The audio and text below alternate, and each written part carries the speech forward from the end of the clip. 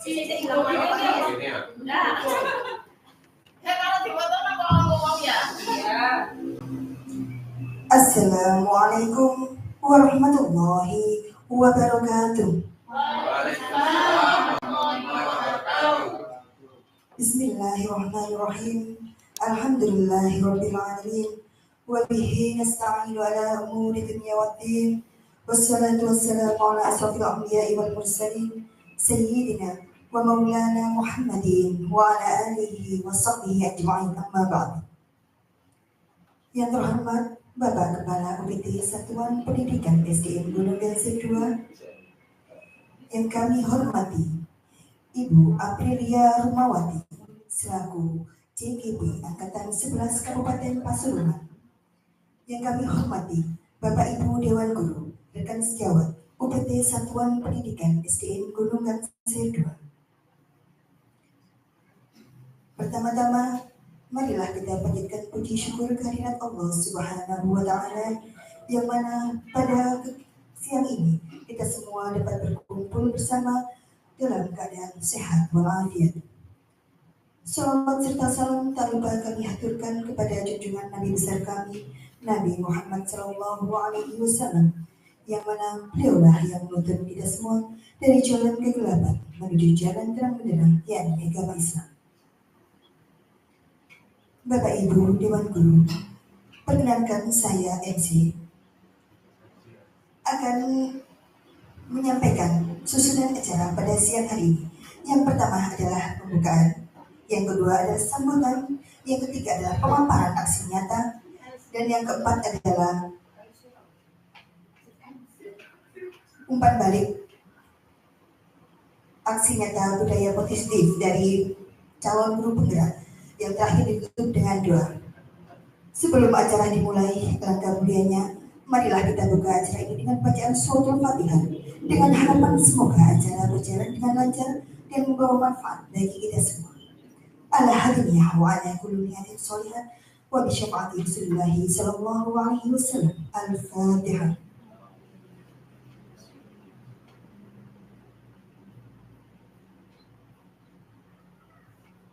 Amin amin ya rabbal alamin.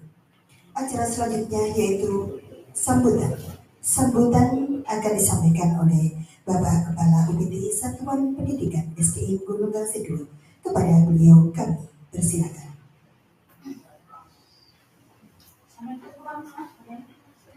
Assalamualaikum warahmatullahi wabarakatuh. Waalaikumsalam.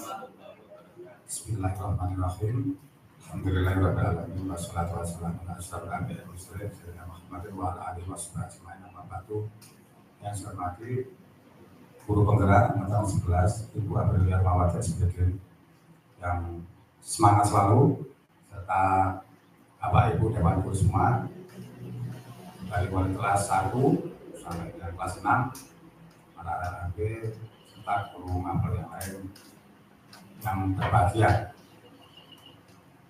Pertama, marilah kita panjatkan rasa syukur kepada Allah Subhanahu wa Ta'ala, karena sampai sekarang ini kita diberikan sehat walafiat sehingga dapat mendengarkan paparan dari aksi budaya positif, aksi nyata budaya positif dari guru penggerak angkatan 11 Ibu Aprilia ini. Kedua kalinya selawat dan salam tetap kita berikan kepada junjungan kita Nabi besar Muhammad SAW. Kita tetap harapkan sahabatnya nanti di hari kiamat. Bapak Ibu sekalian, kita harapkan tampilan dari nyata budaya positif dari guru penggerak Ibu Aprilia ini berjalan sukses, lancar, dan bisa menjadi seorang guru penggerak yang bagus, hebat, mewakili dari SDN kita. Mungkin untuk bulan-bulan ke depan, ya, Bapak Ibu sebagai penerus dari Ibu Aprilia. Salam hebat, selamat banyak belajar, terus semangat. Sekian dari saya. Wassalamualaikum warahmatullahi wabarakatuh. Waalaikumsalam warahmatullahi wabarakatuh. Terima kasih disampaikan. Acara selanjutnya, pemaparan aksi nyata budaya positif oleh calon guru penggerak angkatan 11 Kabupaten Pasuruan. Kepada beliau Ibu Aprilia Rumawati SPD, kami persilahkan.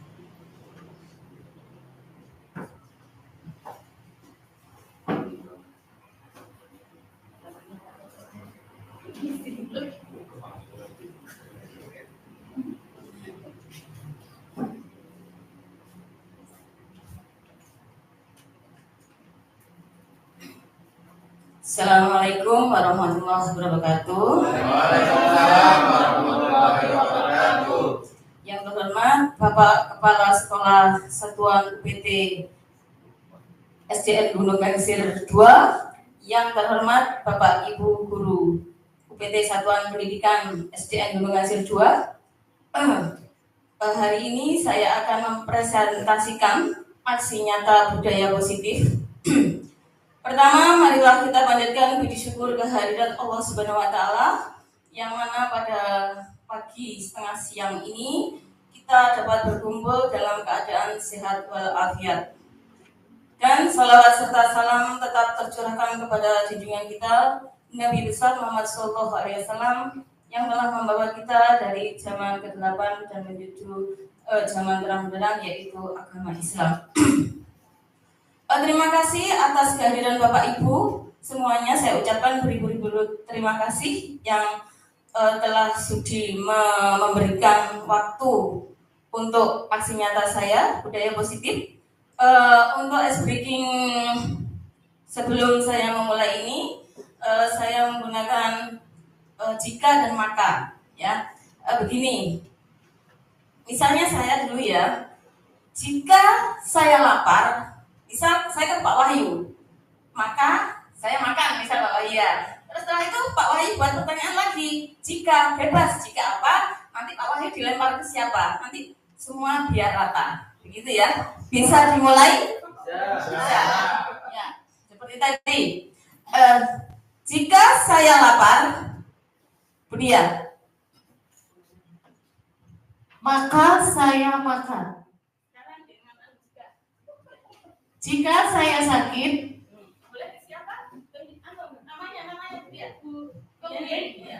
Saya akan tidur. Jika saya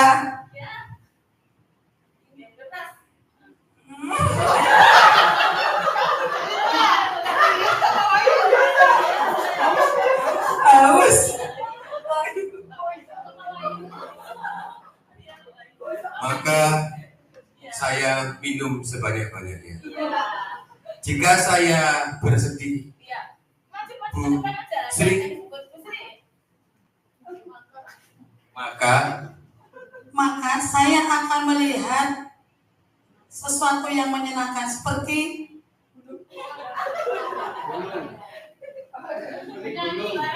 menyanyi.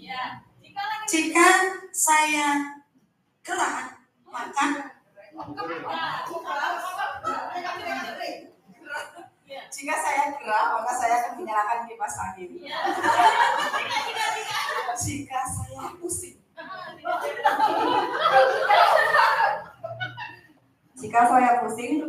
saya minum obat. Maka saya minum obat. Jika saya nggak punya uang, maka saya minta ke kakak saya. Jika saya bergembira, maka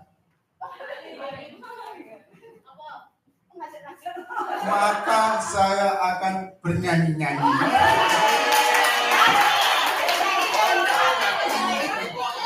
Jika saya capek, maka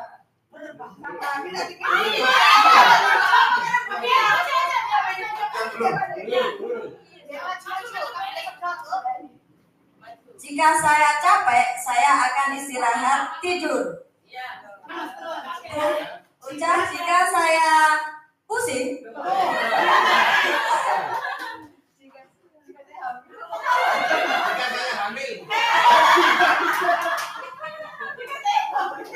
jika perut saya sakit, maka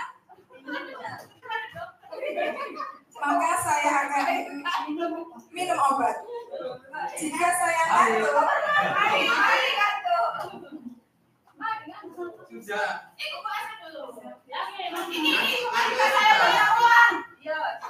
jika saya banyak uang, maka saya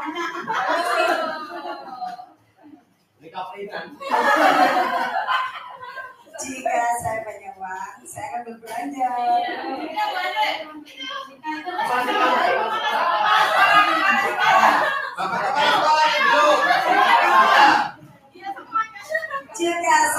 belum menyelesaikan modul. Saya selaku kepala sekolah jika saya belum selesai modul, ya, saya tetap belajar bagaimana caranya modul. Jika saya jadi pejabat yang sukses, maka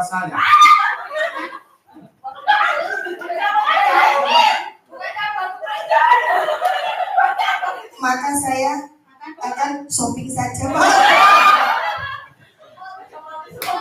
Sudah semua, tepuk tangan untuk semuanya. Hebat, guru-guru hebat, teman-teman seperjuangan semuanya.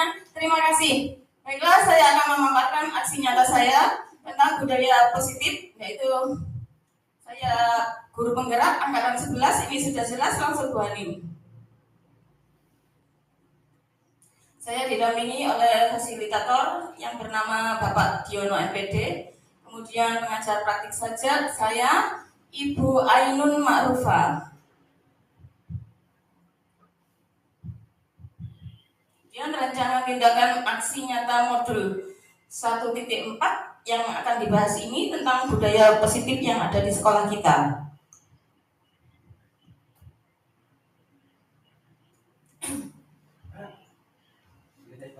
Latar belakang budaya positif menciptakan suasana pembelajaran yang aman, nyaman, dan menyenangkan. Untuk mewujudkan perlu adanya disiplin positif di sekolah. Salah satu cara untuk menerapkan disiplin positif adalah melalui proses pembentukan keyakinan kelas dan pelaksanaan segitiga restitusi. Keyakinan yang dimiliki oleh sekolah saat ini yang merupakan core value masih perlu dilaksanakan dengan baik kepada siswa. Kemudian adapun tujuannya yaitu dengan adanya keyakinan kelas dan penerapan segitiga restitusi dapat menumbuhkan disiplin positif pada siswa, terutama disiplin positif dalam perilaku sehari-hari siswa di sekolah, menumbuhkan budaya positif di sekolah dengan meyakini nilai-nilai kebijakan universal.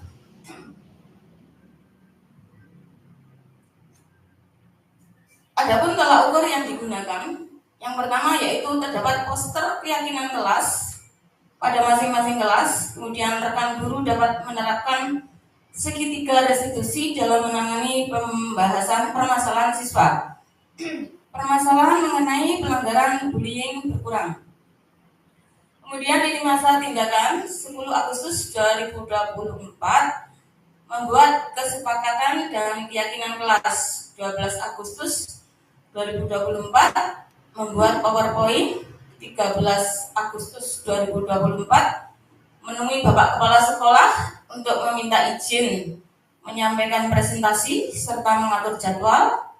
6 Agustus 2024 kolaborasi menentukan langkah dan waktu. 20 Agustus 2024 latihan presentasi. Kemudian 24 Agustus tanggal sekarang diseminasi aksi nyata. Untuk melakukan semua ini saya membutuhkan dukungan dari kepala sekolah, melakukan izin dari kepala sekolah, kemudian ruangan untuk melakukan diseminasi dan presentasi, kemudian bantuan dari Dewan Guru semuanya yang telah sudi hadir di acara ini, kemudian sarana dan prasarana sekolah.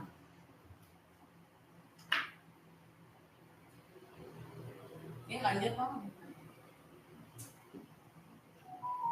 Oke, mari kita belajar bersama, berkolaborasi, saling mendukung. Itulah yang kita perlukan demi mewujudkan budaya positif yang ada di SD kita, yaitu UPT Satuan Pendidikan SDN Gunung Gansir 2.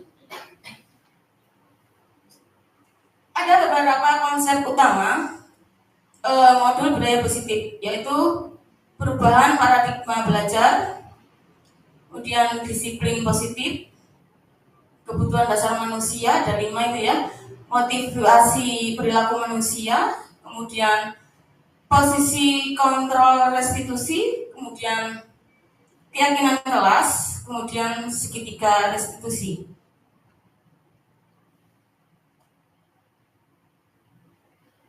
Pembelajaran dengan paradigma baru dirancang berdasarkan prinsip pembelajaran yang berdiferensiasi sehingga setiap siswa belajar sesuai dengan kebutuhan dari tahap perkembangannya untuk mewujudkan profil pelajar Pancasila. Adapun profil pelajar Pancasila terdiri dari beriman bertakwa kepada Tuhan Yang Maha Esa, berkebenekaan global, mandiri, bergotong royong, bernalar kritis, dan kreatif.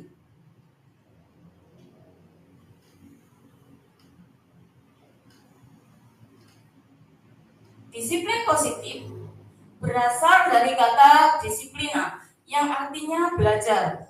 Disiplin mengacu pada disiplin diri yang memiliki tanggung jawab terhadap sesuatu yang dilakukan berdasarkan nilai-nilai kebajikan yang kita yakini.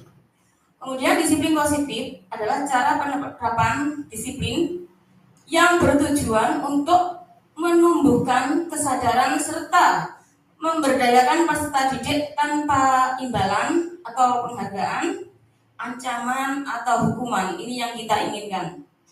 Sebagai pendidik, tujuan kita adalah menciptakan peserta didik yang memiliki disiplin diri sehingga mereka berperilaku yang mengacu pada nilai kebajikan universal dan memiliki motivasi intrinsik yang dari dalam diri perubahan ke arah yang lebih baik.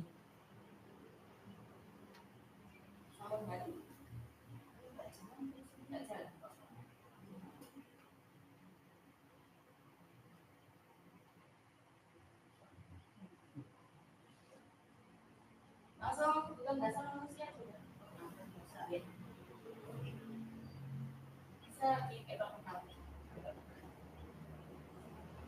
Oke, kita tahu bahwa kebutuhan dasar manusia itu ada 5, ya. Yang pertama bertahan hidup. Jadi kita sebagai makhluk hidup, tentunya kita ingin kebutuhan kita berlangsung terus, ya. Kemudian sebagai makhluk hidup kita juga ingin mendapat kasih sayang ataupun kita diterima di lingkungan kita, ya.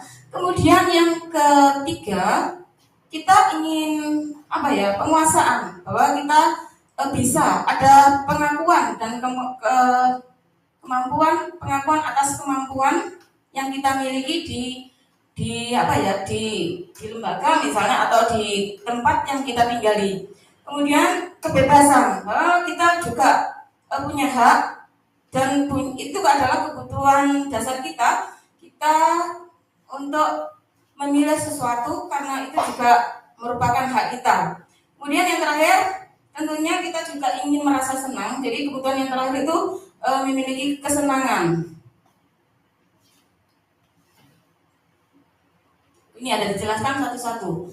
Kebutuhan bertahan hidup survival adalah kebutuhan yang bersifat fisiologis untuk bertahan hidup, misalnya kesehatan, rumah, dan makanan. Kebutuhan biologis sebagai bagian dari proses reproduksi termasuk kebutuhan untuk tetap bertahan hidup. Komponen psikologis pada kebutuhan ini meliputi kebutuhan akan perasaan aman. Kebutuhan kita sebagai manusia yang kedua yaitu kita ingin kasih sayang dan ingin diterima. Kebutuhan ini adalah kebutuhan psikologis, kebutuhan untuk disayangi dan diterima, meliputi kebutuhan akan hubungan dan koneksi sosial, kebutuhan untuk memberi dan menerima kasih sayang, dan kebutuhan untuk merasa menjadi bagian dari suatu kelompok. Kebutuhan ini meliputi keinginan untuk tetap terhubung dengan orang lain, seperti sekarang ini kita berkumpul dengan teman-teman, kemudian keluarga, pasangan hidup, teman kerja, binatang peliharaan, ataupun kelompok di mana kita tergabung. Yang ketiga yaitu penguasaan. Kebutuhan ini berhubungan dengan kekuatan untuk mencapai sesuatu, menjadi kompeten. menjadi terampil, diakui atas prestasi dan keterampilan yang kita miliki. Kita didengarkan dan memiliki rasa harga diri. Kebutuhan ini meliputi keinginan untuk dianggap berharga, bisa membuat perbedaan, bisa membuat pencapaian, kompeten, diakui, dihormati. Ini meliputi self-esteem dan keinginan untuk meninggalkan pengaruh. Nah, yang selanjutnya yaitu kebebasan. Semua dari kita tentunya juga ingin bebas, kebutuhan akan kemandirian, punya otonomi. Kita punya pilihan dan mampu mengendalikan arah hidup seseorang. Anak-anak dengan kebutuhan kebebasan yang tinggi menginginkan pilihan. Mereka perlu banyak bergerak, kemudian mereka juga suka mencoba-coba, tidak terpengaruh dengan orang lain, dan mencoba hal baru yang menarik. Yang kelima yaitu kebutuhan kesenangan. Kebutuhan untuk mencari kesenangan, kita bisa bermain dan kita bisa tertawa. Bayangkan kalau hidup kita tanpa ada kenikmatan apapun, betapa menyedihkan. Glaser menghubungkan kebutuhan akan kesenangan dengan belajar. Semua hewan dengan tingkat intelijensi tinggi, misal anjing, lumba-lumba, bermain. Saat mereka bermain, mereka akan mempelajari keterampilan hidup yang penting, tidak berbeda dengan manusia. Dan Galson dalam bukunya Restructuring School Discipline menyatakan ada 3 motivasi perilaku manusia. Yang pertama yaitu untuk menghindari ketidaknyamanan atau hukuman. Ini dari luar. Murid melakukan disiplin diri karena ia takut dihukum.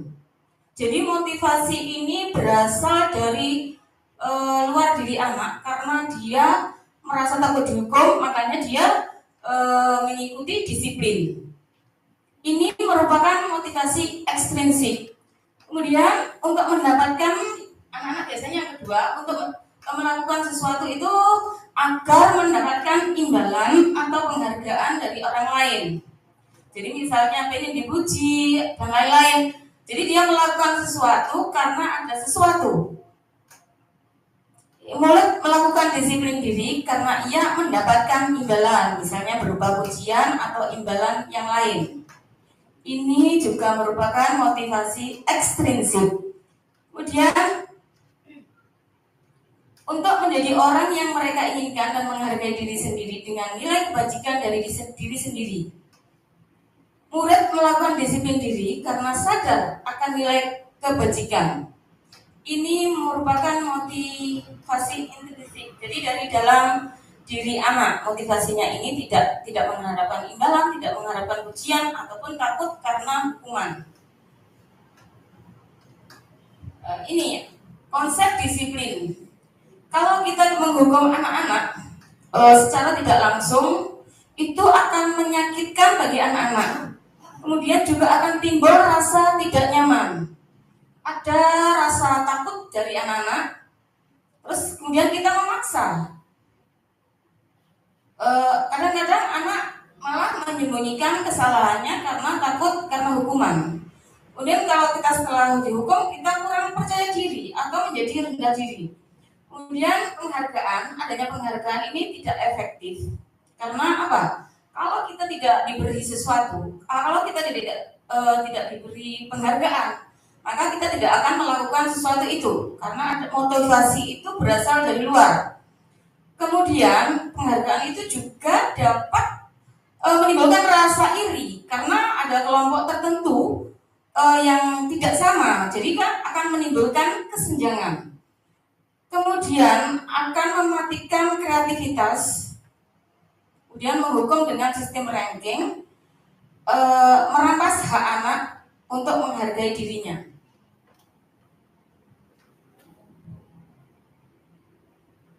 Konsep disiplin tentang konsekuensi dan restitusi. Kalau konsekuensi itu jangka waktunya pendek, kemudian kita harus memonitoring. Selalu memonitoring secara berkelanjutan. Ada stimulus dari kita berupa hadiah, atau apapun ya. Kemudian murid menghormati peraturan. Kemudian anak kehilangan waktu untuk merenungi kesalahan. Kalau kita menggunakan restitusi, murid akan bertanggung jawab untuk perilakunya sendiri. Murid juga akan fokus terhadap masalahnya. Murid akan lebih menghormati dirinya. Dia melakukan sesuatu karena dia menghormati dirinya. Jadi dia melakukan sesuatu misalnya jujur, tidak bully temannya, bukan karena sesuatu imbalan atau takut hukuman, tapi karena dia menghargai dirinya sendiri. Kemudian kemudian murid bersemangat memperbaiki kesalahan, tahu kesalahannya, dia akan memperbaiki kesalahannya.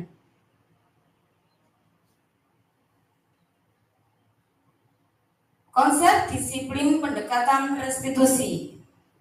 Pengertian restitusi adalah proses menciptakan kondisi bagi murid untuk memperbaiki kesalahan mereka sehingga mereka bisa kembali ke kelompok mereka dengan karakter yang lebih kuat. Ini intrinsik ya. Kemudian ciri-ciri restitusi yang pertama, bukan untuk menebus kesalahan, namun belajar dari kesalahan. Karena setiap orang pasti punya kesalahan di situ. Kemudian yang kedua, memperbaiki hubungan. Adanya tawaran, bukan paksaan dari guru. Dan restitusi menuntun untuk melihat ke dalam diri. Restitusi mencari kebutuhan dasar. Biasanya anak salah itu karena ada 5 kebutuhan tadi yang sudah disebutkan di atas itu yang tidak bisa dipenuhi. Misalnya kekuatan apa penguasaan karena dia ingin diakui sehingga dia membuat ulah dan membuat sesuatu yang tidak enak. Kemudian restitusi fokus pada karakter bukan tindakan. Jadi kita tidak main tangan, di situ kita ada dialog kalau restitusi itu. Kemudian restitusi fokus mencari solusi. Restitusi mengembalikan murid yang berbuat salah pada kelompoknya.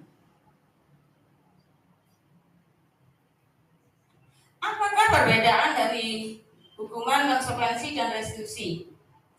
Kalau hukuman, misalnya guru menghukum siswa tersebut hormat bendera secara 10 menit. Guru marah dan murid takut. Kalau hukuman itu biasanya guru suaranya cenderung keras. Nah, hukuman itu biasanya tidak ada kesepakatan. Jadi gurunya tiba-tiba kasih hukuman, jadi tidak ada kesepakatan antara guru dan murid seperti itu. Kalau konsekuensi, guru memberikan konsekuensi untuk mengerjakan PR-nya saat istirahat atau dikerjakan sebanyak 3 kali lipat. Guru tegas dan menghormati peraturan. Kalau konsekuensi itu biasanya sudah ada kesepakatan antara guru dan siswa. Jika kamu begini, maka akan begini.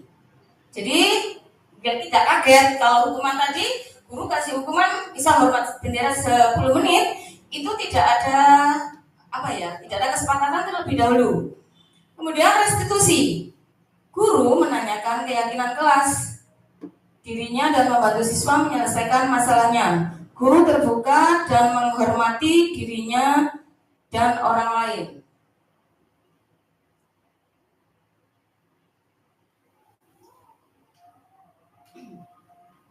Kita sebagai guru, kita memiliki 5 posisi kontrol restitusi. Yang pertama, sebagai penghukum. Penghukum itu yang seperti tadi. Misal anak kelas 10 menit, kita kasih hukuman hormat bendera, seperti itu. Hukuman itu akan memberikan dampak dendam pada murid. Kalau kita hukuman itu biasanya suara kita keras. Selama saya belum belajar ini, saya pikir sudah paling betul. Saya seringnya dulu pakai hukuman. Jadi kalau anak salah, maksud saya biar disiplin, saya hukum. Ternyata kalau di sini, pokoknya salahnya nggak fatal ya. Kalau salahnya fatal bisa kita nggak bisa pakai restitusi. Ini untuk salah-salah yang biasa. Tapi saya seringnya dulu, sekarang saya belajar. Dulu saya suka suara keras. ayo ke sini, dihukum. Saya menggunakan itu, saya menginginkan anak untuk berubah, anak untuk disiplin. Pikiran saya dulu. Ternyata tidak semuanya benar seperti itu. Kemudian kita membuat rasa bersalah. Rasa bersalah itu suara kita datar ke anak, datar. Misalnya kamu beberapa hari ini tidak masuk, kamu nggak kasihan sama Bulia ya, atau apalah gitu. Ini juga kurang bagus karena di sini apa ya, membuat anak merasa gagal. Kemudian guru sebagai teman, kita bicara, kita guyon dengan murid, ya. Adalah sekali waktu memang kita bisa menggunakan seperti itu.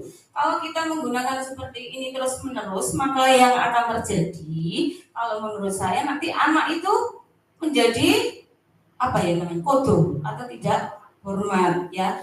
Bisa kita memposisikan sebagai teman, tapi sekali waktu kalau terus-terusan sebagai teman kurang bagus kalau menurut saya. Kemudian pemantau, posisi sebagai pemantau ini guru bicara berdasarkan data. Misalnya begini, murid saya katakanlah si A telat jam masuk 7.20. Nah, data itu yang saya berikan ke anak itu. Kamu tadi datang telat 20 menit. Kamu datang jam 7:20. Jadi saya bicaranya berdasarkan data. Kemudian yang kelima, terakhir, yaitu sebagai manajer. Ini yang posisi yang paling bagus. Jadi kita memposisikan diri pada anak itu sebagai manajer. Kalau anak memiliki kesalahan, kita ajak ngobrol. Kenapa melakukan itu, gitu loh. Kita cari, kita hubungkan dengan keyakinan kelas atau keyakinan yang ada di sekolah kita.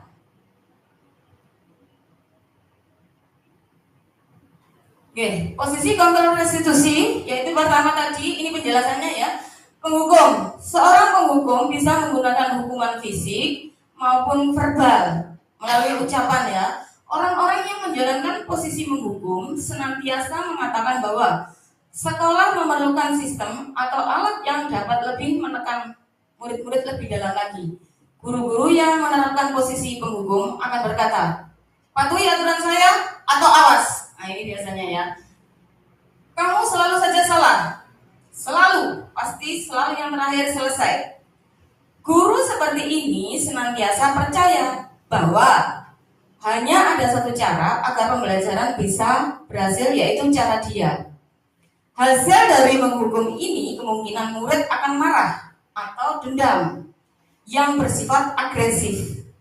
Bisa jadi sesudah kembali duduk, murid tersebut mencoret-coret bukunya atau meja tulisnya. Nah, seperti ini meja tulis ini banyak ini, iki apa goro-goro guru nih perlu ditanda tanyain. Nah, apa karena sering menghukum? Ya, jadi dia ada dendam, dia melampiaskannya ke arah situ. Lebih dulu lagi, sepulang sekolah, murid melihat motor atau mobil bapak ibu guru akan menggores kendaraan tersebut dengan paku.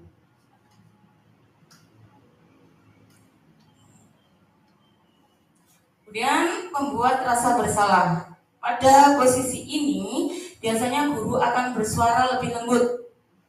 Membuat rasa bersalah akan menggunakan keheningan yang membuat orang lain merasa tidak nyaman, bersalah atau rendah diri. Kata-kata yang keluar dengan lembut akan misalnya seperti, ibu sangat kecewa sekali dengan kamu. Ini datar ya, tidak dengan nada tinggi. Berapa kali ibu harus memberitahu kamu ya?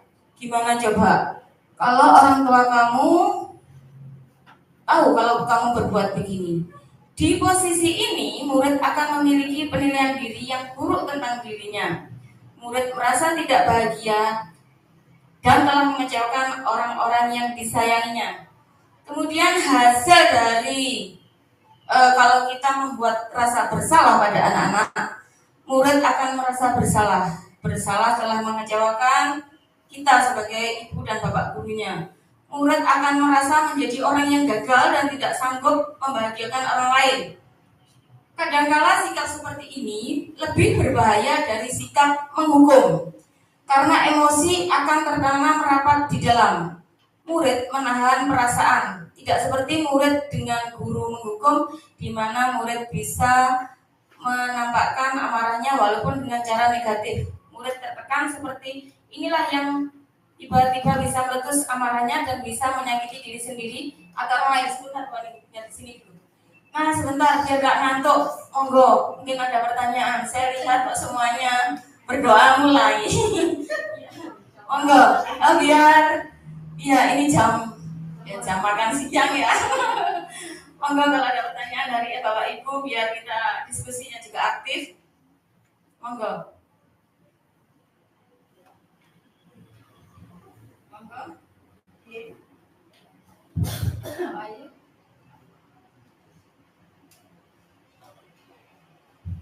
Monggo Mbak Eni. Boleh bertanya? Oh iya, boleh. Monggo Mbak Eni. Ini masih.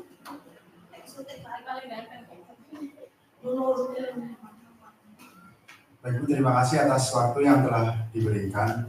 Jadi yang ingin saya tanyakan kepada Bulia terkait materi yang telah dipaparkan terkait budaya positif dari disiplin. Mungkin saya ingin bertanya seperti ini Bu. Mungkin terkait untuk menanamkan jiwa disiplin kepada anak-anak itu lebih baik kita di awal pembelajaran itu berarti untuk menanamkan membuat kesepakatan kelas gitu Bu, daripada memberikan hukuman yang secara langsung seperti itu. Jadi harapannya jika ada kesepakatan kelas di depan, nanti murid bisa mempertimbangkan bahwasanya kalau saya melakukan seperti ini bahwa hukumannya seperti ini. Kalau melakukan kegiatan seperti itu maka hukumannya seperti itu. Seperti itu Bu. Terima kasih pertanyaan dari Pak Alim, luar biasa. Tepuk tangan untuk Pak Alim. Saya mencoba menjawab dari pertanyaan Pak Alim ya, untuk menanamkan budaya positif ya. Memang kalau menurut ini lebih baiknya kita membuat kesepakatan bersama dulu. Setelah kesepakatan, misalnya ada siswa yang tidak misalnya yang melanggar kesepakatan kelas, kita bisa restitusi, kita bisa ajak dialog melalui segitiga restitusi, yaitu kita gali apa permasalahannya gitu, terus bagaimana penyelesaian itu kalau bisa dari dalam diri anak sendiri itu Pak. Jadi itu untuk apa ya, untuk menimbulkan karakter dari intrinsik, bukan dari luar, semacam hukuman atau imbalan. Jadi anak-anak itu benar-benar menghargai dirinya, tidak melakukan kesalahan karena menghargai dirinya. Saya itu berharga, maka saya tidak boleh begini gitu. Mungkin jawaban saya seperti itu Pak Alim. Mungkin dari teman yang lain ada pertanyaan? Oh enggak Bapak Wahyu. Terima kasih waktu yang diberikan Pak April.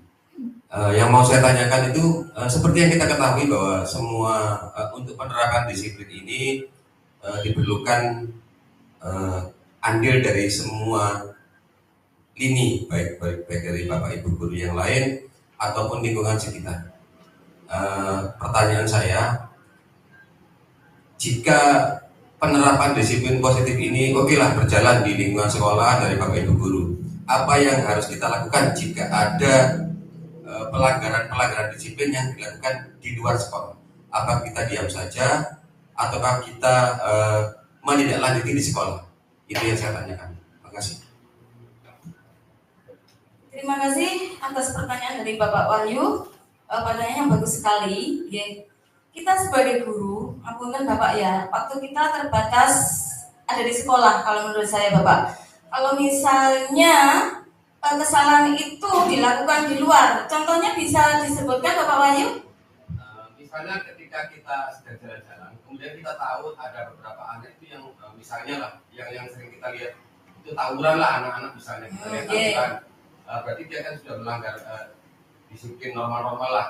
Apakah yang kita lakukan di sekolah, apa kita diam saja pura-pura tidak tahu atau bagaimana? Iya, kalau kita menurut saya ya sebagai guru, kalau kita masih bisa menangani dan hal itu tidak baik ya, bisa kita ajak dialog, restitusi di sekolah bisa Bapak. Karena itu pas kebetulan kita melihat sesuatu terjadi, tidak ada yang kebetulan. Mungkin di situ diperlihatkan sama Allah, oh ini kita harus ada tindak lanjut di sekolah. Kalau kita membiarkan, menurut saya juga nggak etis Bapak ya, karena kita melihat bahwa murid kita melakukan sesuatu yang salah walaupun itu di luar. Nah, kalau menurut saya seperti itu Bapak Wahyu. Bagaimana? Terima kasih. Terima kasih. Mungkin dari teman-teman yang lain, monggo Bapak Misbah.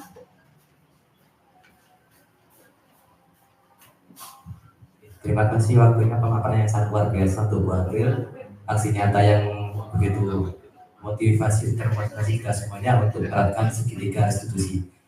Yang saya tanyakan Bu April, kalau melihat segitiga restitusi adalah kita nanti mengajak murid kita berbicara atau ngobrol tentang permasalahan gitu.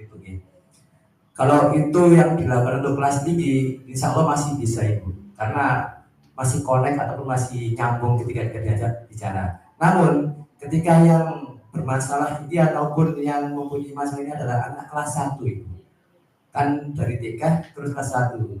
Kemudian ini anak ini apa? Mumet, bersagat, mematuhi peraturan di kelas. Apa yang harus kita lakukan? Apa kita melakukan segitiga restitusi ataupun yang lainnya? Karena kalau kita melakukan segitiga restitusi, kemungkinan besar anak nggak bisa diajak kompromi karena masih kelas 1 dan nalarnya pun masih belum maksimal begitu. Itu saja pertanyaan dari saya Pak Tulian. Terima kasih. Terima kasih Bapak Ibu. Terima kasih Bapak Misbah atas pertanyaannya yang luar biasa. Penggunaan segitiga restitusi ini tidak harus Bapak Ibu ya. Kalau memang kondisinya tidak memungkinkan, kita nggak pakai segitiga ini nggak apa-apa. Kita pakai yang lain, misalnya kasih imbalan atau apa. Kalau memang anak belum bisa diajak komunikasi, tapi pelan-pelan kita sebagai guru kita bisa mengajarkan anak untuk belajar. Maksudnya memahami ucapan kita. Jadi ada dialog dua arah. Mungkin seperti itu Bapak Misbah. Mungkin dari teman-teman yang lain monggo. Ya, jadi pelan-pelan kita belajarnya step by step, nggak langsung ya, karena memang anak itu pola pikirnya berbeda. Ini kalau kelas 6 enak diajak omong memang. Mungkin dari teman yang lain monggo. Apa ini saya lanjutkan saja? Monggo Bani. Yeah.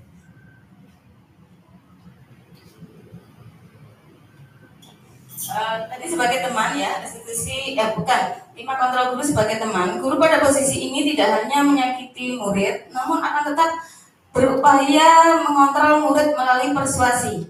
Posisi teman pada guru biasanya negatif ataupun positif.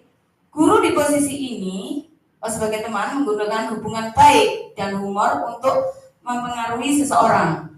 Mereka akan berkata, ayo bantulah ini Bapak ya, ayo ingat tidak bantuan Bapak selama ini. Ya sudah, kali ini tidak apa-apa, nanti Ibu bantu bereskan. Hal negatif dari posisi, kalau kita memposisikan sebagai teman pada anak didik kita, bila suatu saat guru atau kita tidak membantu murid tersebut, maka murid tersebut akan kecewa dan akan berkata, saya pikir Bapak adalah teman saya pikir Ibu adalah teman saya. Kemudian murid merasa dikecewakan dan tidak mau berusaha lagi.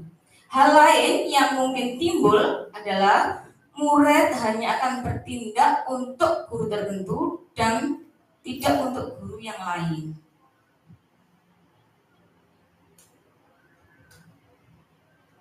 Ini posisi kita jika kita sebagai pemantau. Memantau berarti mengawasi. Pada saat kita mengawasi, kita bertanggung jawab atas perilaku orang-orang yang kita awasi. Posisi pemantau berdasarkan pada peraturan-peraturan dan konsekuensi yang ada. Dengan menggunakan sanksi atau konsekuensi, kita dapat memisahkan hubungan pribadi kita dengan murid. Sebagai seorang yang menjalankan posisi pemantau, pertanyaan yang diajukan seorang pemantau biasanya, peraturannya apa? Apa yang telah kamu lakukan? Sanksi atau konsekuensinya apa? Seorang pemantau sangat mengandalkan perhitungan, catatan, data yang didapat digunakan sebagai bukti atas perilaku seseorang.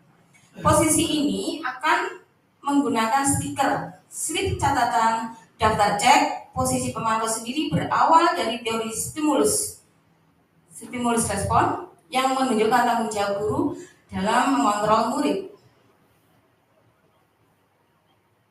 Dan yang terakhir, ini yang paling bagus, yang diharapkan guru bisa sebagai manajer. Tahap demi tahap kita akan belajar sebagai manajer, saya dulu saya pikir kalau saya menghukum itu bisa merubah anak. Ternyata efeknya itu luar biasa. Ada dendam seperti itu yang kita tidak tahu. Yang diharapkan di sini guru bisa sebagai manajer, yaitu posisi yang paling bagus.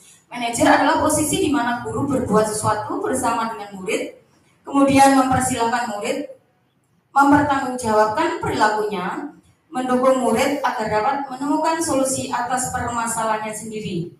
Seorang manajer telah memiliki keterampilan di posisi teman maupun pemantau, dan dengan demikian bisa jadi waktu-waktu tertentu kembali kepada kedua posisi tersebut bila diperlukan. Jadi kalau memang suatu saat kita membutuhkan menjadi posisi pemantau atau posisi teman, ya kita pakai sesuai dengan kondisinya. Seorang manajer akan berkata, apa yang kita yakini? Nah, sebelum itu kita membuat keyakinan bersama. Apakah kamu meyakininya? Jika kamu meyakininya, apakah kamu bersedia memperbaikinya? Jadi mengajak bincang-bincang dari hati nurani. Jadi nanti tumbuh keinginan memperbaiki diri, bahwa anak itu mempunyai harga diri. Jadi dia tidak akan mau berbuat salah karena dia memandang memiliki harga diri yang tinggi. Jika kamu memperbaiki ini, hal ini menunjukkan apa tentang dirimu, dan apa rencana kamu untuk memperbaiki hal ini. Tugas seorang manajer bukan hanya mengatur perilaku seorang, tetapi membimbing murid untuk mengatur dirinya. Seorang manajer bukannya memisahkan murid dari kelompoknya. Kalau kita sudah memberikan dialog atau setelah anak salah, kemudian dia akan kembali ke temannya dengan dengan jiwa yang lebih kuat. Jadi kita tidak mengucilkannya. Kalau anak bersalah, kita tidak menyalahkan. Jadi kita cari masalahnya apa, kemudian biar anak berani dan kembali ke kelompoknya dengan lebih kuat lagi. Selanjutnya Bu Hani.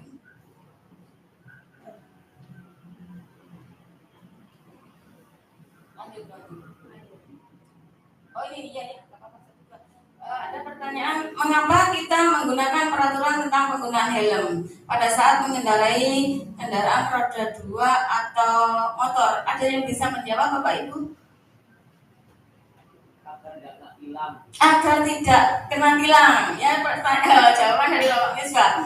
Temannya lain mungkin agar tidak kepanasan. Yang lain? Demi keselamatan. Nah, tepuk tangan untuk semuanya. Luar biasa. Nah, yang diharapkan dari jawaban ini ya kita dari motivasi intrinsik.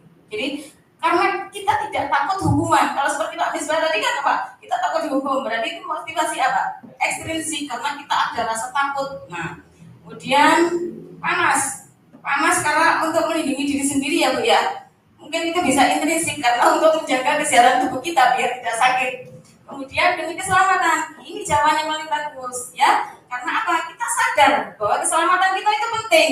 Dekat atau jauh kita tetap pakai helm, seperti itu. Ada polisi atau tidak, kita tetap pakai helm. Jadi bukan karena kita takut hukuman, takut kena tilang, seperti itu ya Pak Misbah ya. Yang kedua, mengapa kita memiliki peraturan tentang penggunaan masker dan mencuci tangan setiap saat? Bapak Ibu, boleh siapa yang ingin menjawab untuk menjaga kesehatan? Ada lagi? Biar tidak kena virus. Nah, memang seperti itu jawabannya, berarti itu sudah motivasi intrinsik yang timbul dari diri kita sendiri.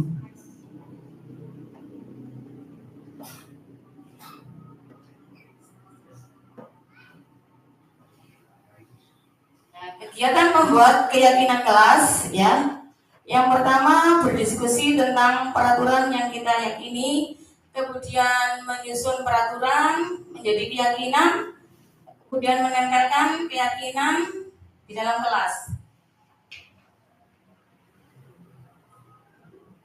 Ya, keyakinan kelas yang kita peroleh yaitu saling menghormati, saling menyayangi, menjaga kebersihan, disiplin waktu, kemudian menghargai sesama.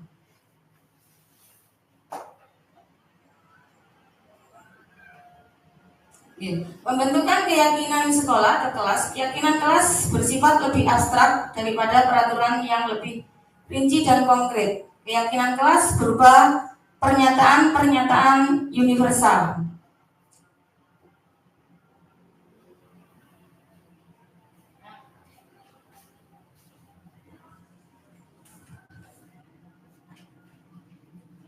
Ini ada disiplin positif yang mari kita cari kalimat kebajikannya ya. Kembalikan barang ke tempatnya. Ini termasuk sikap yang bagaimana, Bapak Ibu? Bertanggung jawab. Pinter sekali Bu Sri.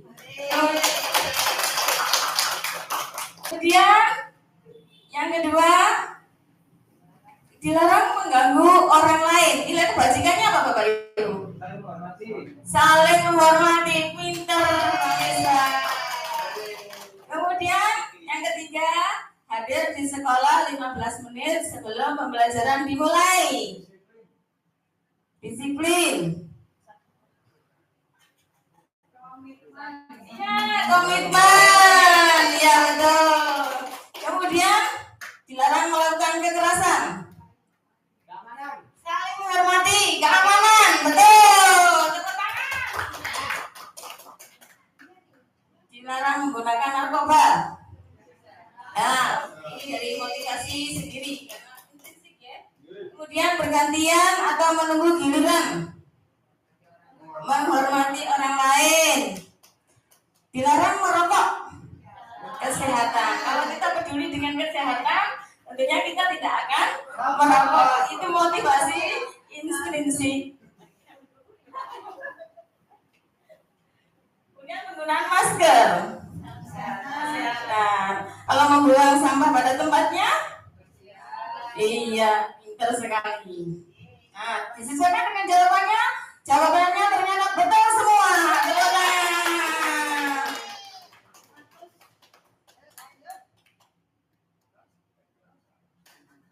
Inilah tiga institusi yang mempunyai tiga sisi. Yang pertama yaitu menstabilkan identitas, ya.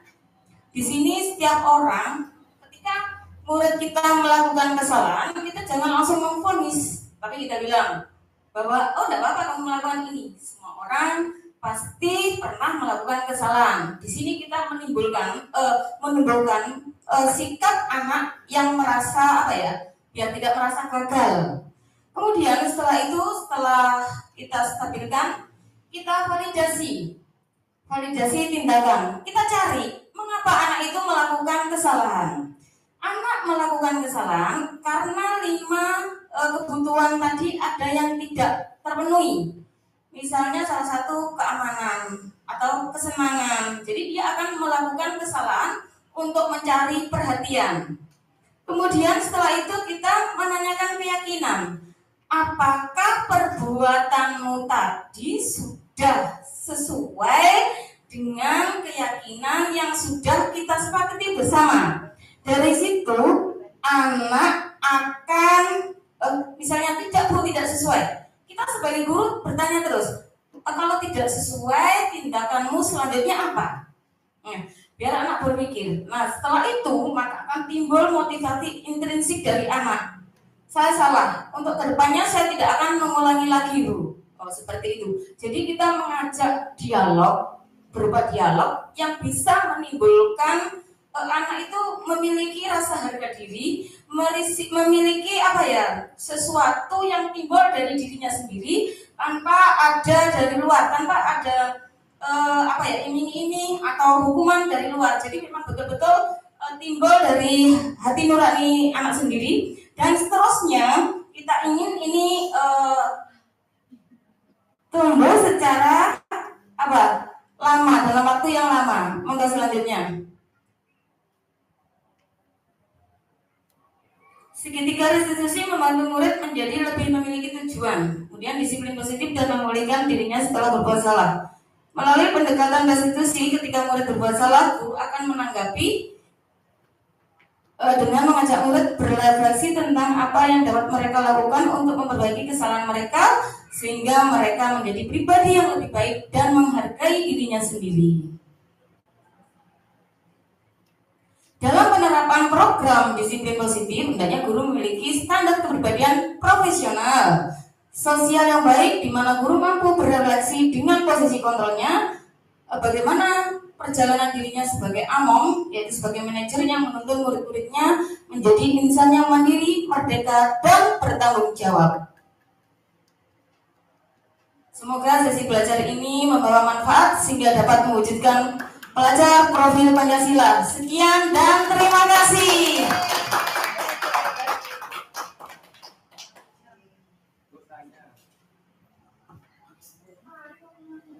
Demikianlah presentasi pemaparan aksi nyata budaya positif oleh calon guru penggerak Angkatan 11 Kabupaten Pasuruan, Ibu Aprilia Rumawati. Berikut adalah waktunya seksi tanya jawab umpan balik atas presentasi yang telah disampaikan oleh Ibu Aprilia Rumawati. Saya beri waktu 10 menit. Ya, Pak Miftah, monggo.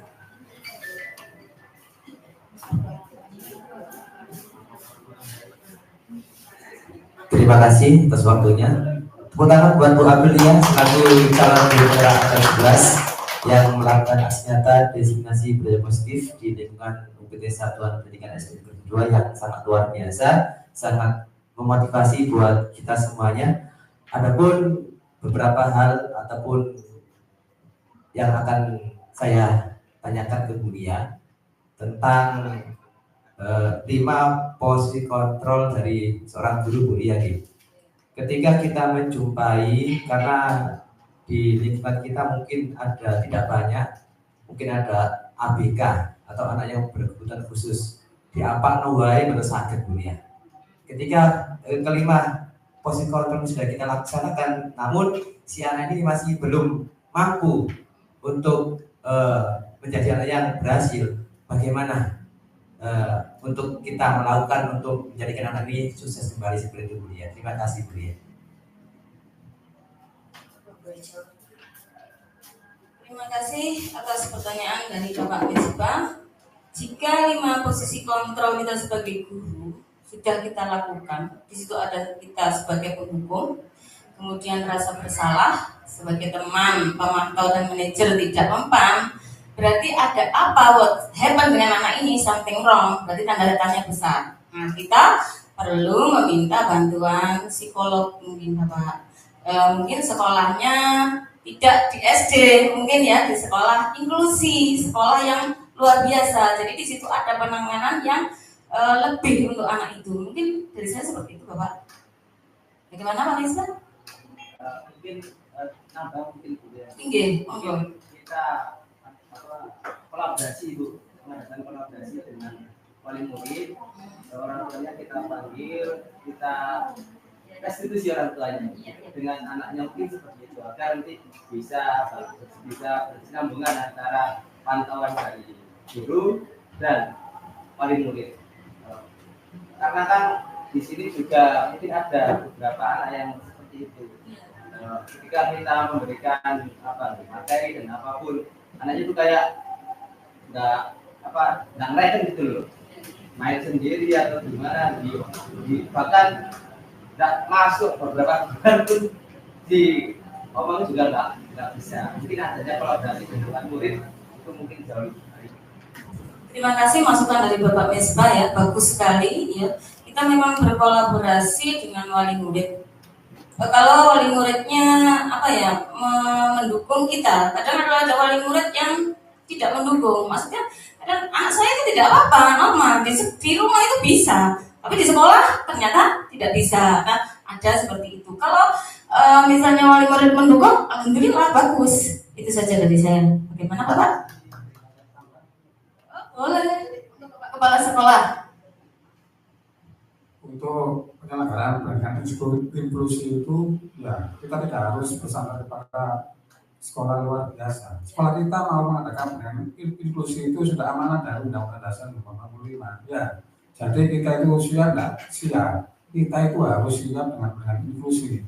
Makanya kita sebagai guru kelas maupun guru makro yang lain kita bisa bekerja sebagai psikolog maupun guru BP. Bagaimana caranya kita sulap di SDN Generasi 2 ini sebagai pendidikan inklusif ya. Kalau kita tahu bahwa untuk anak-anak berlatar belakang seperti itu, ada kelainan, ada penyimpangan, kalau kita mau identifikasi, pasti ketemu anaknya itu. Kita buat kelas khusus, karena kurikulumnya sudah ada.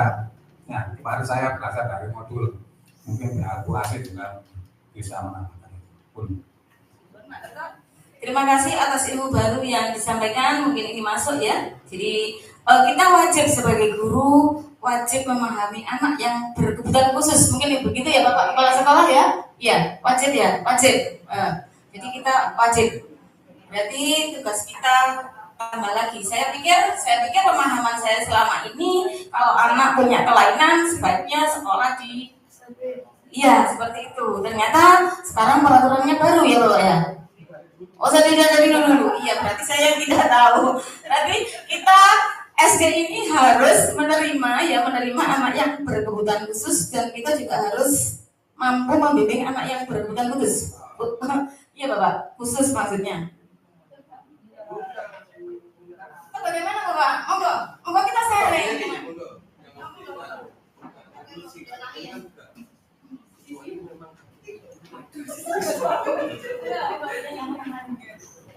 Ngapunten Pak Bu, bantu menjawab sesuai dengan apa yang saya tahu gitu.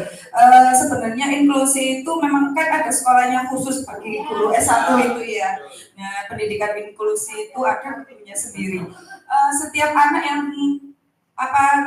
ada yang kena inklusi itu ada tarafnya. Nah, ada yang berat, ada yang ringan. Nah, mungkin kalau sekolah dasar negeri seperti kita ini dilihat dulu anak itu kira-kira inklusinya itu masih di taraf yang mana. Kalau masih di taraf yang normal ataupun yang rendah, mungkin kita bisa bekerja sama. Tapi sekolah itu juga harus ada kerjasama yang dengan guru inklusinya gitu loh, enggak langsung kita sendiri itu yang menerima, okay. Nah, karena basicnya kalau guru SD itu adalah guru yang umum, adalah guru yang untuk anak-anak yang masih normal. Tapi ketika ada inklusi, kita bisa sharing juga dengan Bapak Kepala Sekolah ataupun di pendidikan inklusinya gimana gitu. Ketika sekolah ini bisa menerima inklusi, monggo gitu loh. Kalau tidak ada fasilitasnya, masih dipikirkan lagi gitu loh. Karena masih ada tahap-tahapnya Bu, menurut saya.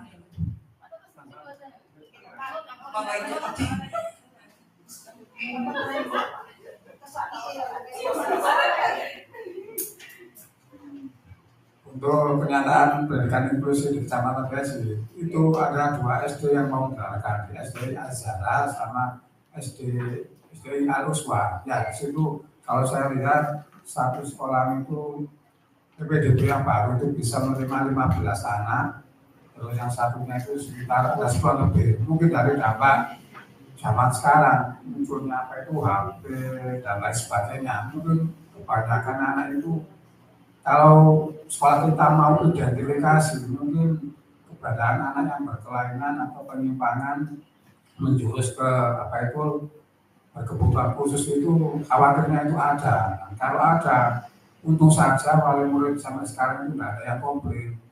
Kalau ada yang komplain, nah ya kita tangani bersama-sama. Mungkin semuanya itu berinklusi itu ya gurunya itu harus S1 pendidikan inklusi. Ya, harus itu. Ya seorang psikolog, dan kalau kita selaku guru kelas nyambi sebagai psikolog, Pak model Bu, inklusi ini nah, semuanya ya kita ambil enaknya bagaimana gitu. Terima kasih. Jadi pernyataan Pak tetap bertolak belakang dengan pernyataan pertama tadi, gitu.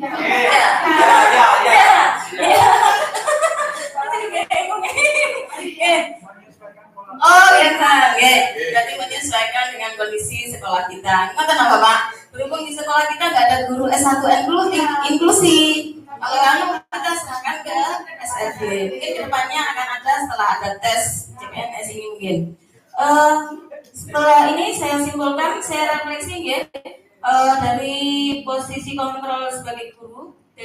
pendukung, kemudian pembuat rasa bersalah sebagai teman, pemantau, yang paling bagus yaitu sebagai manajer. Kalaupun anak memiliki kesalahan, kita bisa menggunakan segitiga restitusi dengan cara mengajak dialog. Mungkin kesimpulan itu dari saya. Kurang lebihnya saya mohon maaf. Saya kembalikan ke Ibu Moderator. Dengan berakhirnya sesi tanya jawab pada siang hari ini, berakhir pula acara presentasi dari aksi nyata dari calon grup gerak angkatan 11 Kabupaten Pasuruan, Ibu Aprilia Rumawati. Marilah kita tutup acara ini dengan bacaan hamdalah. Alhamdulillahirabbil alamin. Saya selaku moderator pada siang hari ini mengucapkan terima kasih dan mohon maaf yang sebesar-besarnya apabila ada salah kata atau tingkah laku yang kurang berkenan di hati Bapak Ibu semuanya. Wabillahi taufiq wal hidayah. Wassalamualaikum warahmatullahi wabarakatuh. Waalaikumsalam warahmatullahi wabarakatuh.